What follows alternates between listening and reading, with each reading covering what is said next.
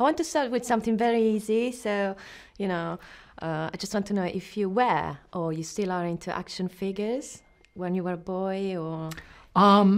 I wasn't much of an action figure boy. No, I didn't really have any. I had some friends who had GI Joes and that sort of thing, but mostly they would end up, blowing them up with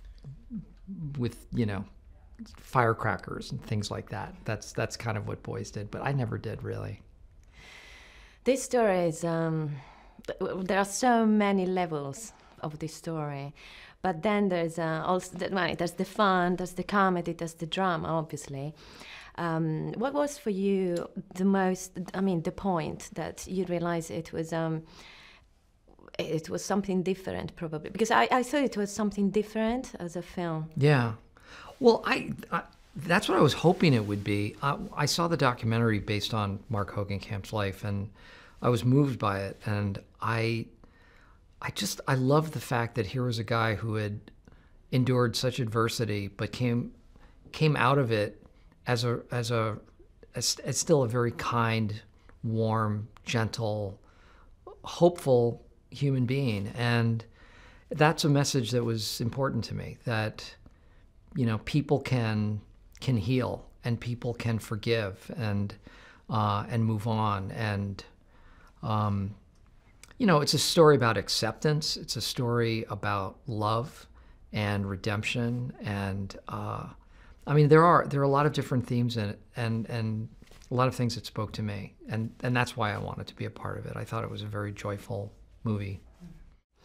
You started your career into comedy, and you became very famous with comedies, and then you had a turn, and you become I don't know, but no, I think you're you right. become a very, like a proper drama actor.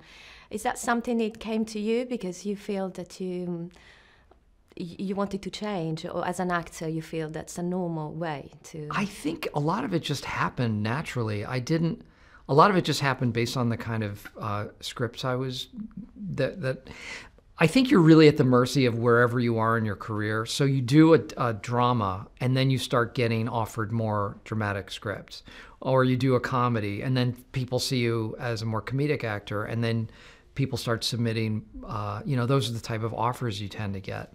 So recently, the last few years, I've been offered more dramatic roles, but it really hasn't been by my own choice. I haven't read any comedies that I wanted to do recently. Mm-hmm. But I'd love to. I'd love to do another comedy. That would be great. You've been given a hot wax, and you're wearing high heels. Mm-hmm. On a scale of pain, what's the worst for you? Oh, by far wearing high heels. It was so much harder than I thought that would be. I practiced for weeks before, and I'd film myself. I'd walk around the house in heels, and different, I could start with the 2 or 3 inch heels and move up to the 5, 6 inch heels.